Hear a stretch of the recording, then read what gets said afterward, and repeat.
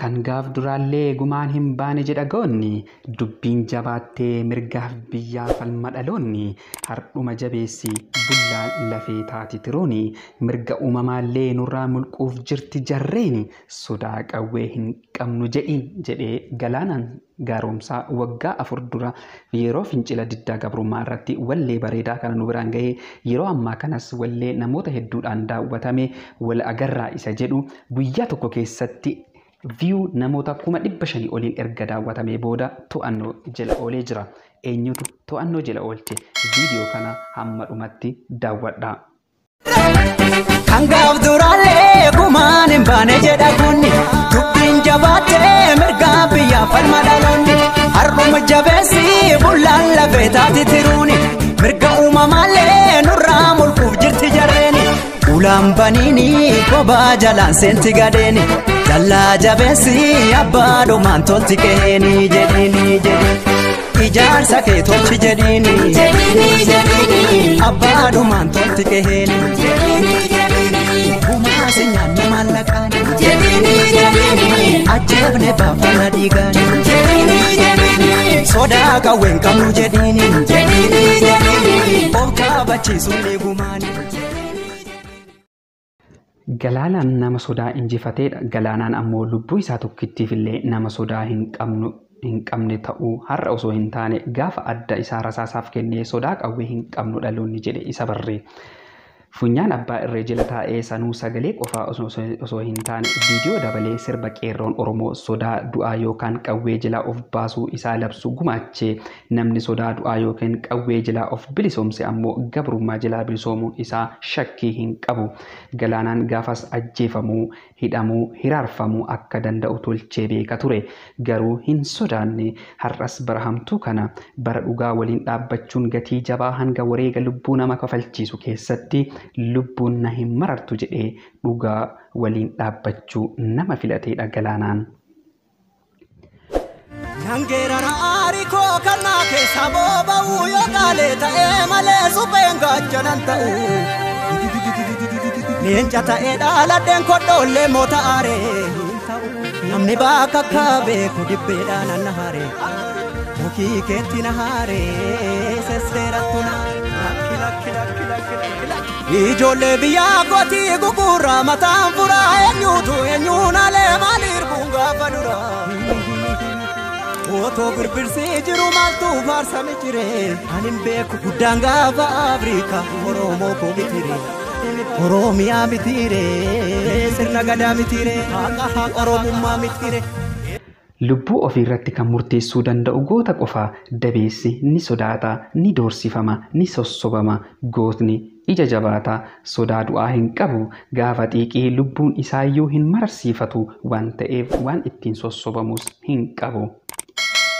Sirbi Galaanaa walagarra jedhu qabiyyee hedduu qaba. Ani garuu gootummaa Galaanatu achi keessaa bahee natti mul'ate. Hiika gootummaa asii olitti ibse daarikteerri sirbichaa amansiisaa ifaallee gootaa sabni gootota sodaa du'aa injifatan qabu saba carroomeedha jedha. Kan asirratti isiniif dhiyeessi kun waan sooshaal miidiyaa irraa fuudhee waan na hawwate jechuudha. Gara laafuun ammeenyaa diinaa nutti bitte kaa harreedhaaf okaa hamnaan garbuu malee jette kaa. Hangubatti qabantu qubaa namatti qaba qaaraa harkaan dhaabanii booddeen shii nama gubaa nama haaloon baafanne nama lammiin falmanne dugdarraan dhabdu quba hamattu quba quba. Akkuma argaa jirtan kana Galaanaan sirba walagarraa jedhu erga baasee boodatti yeroo an viidiyoo isinii hojjedhaa jiru kana namoota 500 oliin daawwatamee jira. Kun jechuun eenyuun to'annaa jala oolee yoo jettan girrisaadhaan to'annaa jala ooleera. Girrisaan waan baay'ee nama ajaa'ibu hojjetan seenaa Itoophiyaa keessatti kan hin beekamne argeellee dhageenyellee kan hin beekne guyyaa tokko keessatti yuutuubii irratti namoota 500 oliin daawwatamuun isa tokkoffaa ta'uudhaan to'annaa jala oolee jira. Obsi daangaa darbuu qabaa harki bokkuu qabus booddees numa qabaa nutu si baataa situ of dadhabaa obsuu fi dhoksuu koo dabuma seete ni beekti garaan koo akkana goote sibiilallee sibiilatu qaraa dhugaan namaa galgala galaa hadhaba cabsaa inni karaa beeku haqatti hin dabu namni haqqii beeku sangaan usnaan iyyite qacceen beekaa ribnaan dhaadatti daawween. Eenyutu naaf bubbuttaree nyaaraa keessi hin mul'atu beeki garaan dhiiraa kun walaloo sirbicha keessaa fudhatamedha. Dhoksuu fi dhoksuu koo dabuma seete.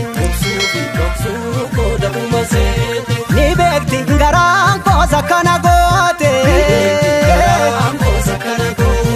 Sibiilallee sibiilatu qara. Dhugaan namaa galgala gala.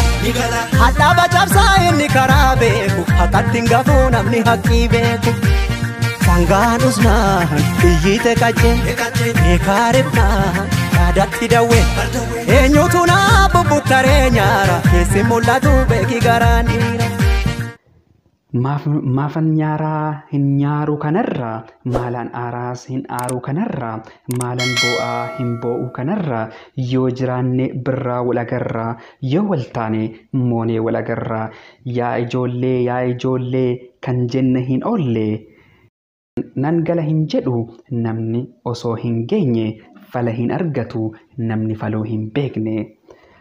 Dhugaan qaxxisa tiratti akka arge hin deemtu karaadha filatti gaafa ol baatu tulluudhaan mul'atti gowwaan hosseen karra cufa namni kufuu hawwe teessumatti kufa garkuteessatti dukkanni ifa. Walaloo baay'ee ajaa'ibsiisidha. Gaafa dhiiraa lubbuun haa dabartu eessa abbaashii silaas du'a hin haftu gaafa gitii lubbuun haa dabartu. Erga yaa caaluu lubbuun na hin marartu. Gaafa dhiiraa lubbuun haa dabartu eessa abbaashii silaas du'a hin haftu. Gaafa gitii lubbuun haa dabartu eega caaluu lubbuun na marartu. Eega dhiiraa lubbuun na marartu. Gaafa gitii lubbuun haa dabartu. Gaafa gootaa lubbuun na marartu. Gaaf dhugaa kee lubbuun haa dabartu. Nuuf weellisee jira weellisaan jaalatamaa fi kabajamaan Galaanaa Gaaromsaa. Sirbi kun yeroo ammaa kana namoota baay'eedhaan daawwatamee jira. Isinis linkii isaa as jalatti isinii kaa'aa deemaatii daawwadhaa seenaa ajaa'ibsiisaa kana galmeessisuu qabna. Artistoota keenyaaf hamilee itti horuu qabna. Sirboonni habashootaa yeroo baay'ee namoota baay'eedhaan daawwatamuu kan daawwataa jirullee numa waan ta'eef artistoota keenya irratti illee hamilee horuu qabna. Viidiyoon koo kan guyyaa har'aa kana fakkaataa horaa bulaa deebanaa.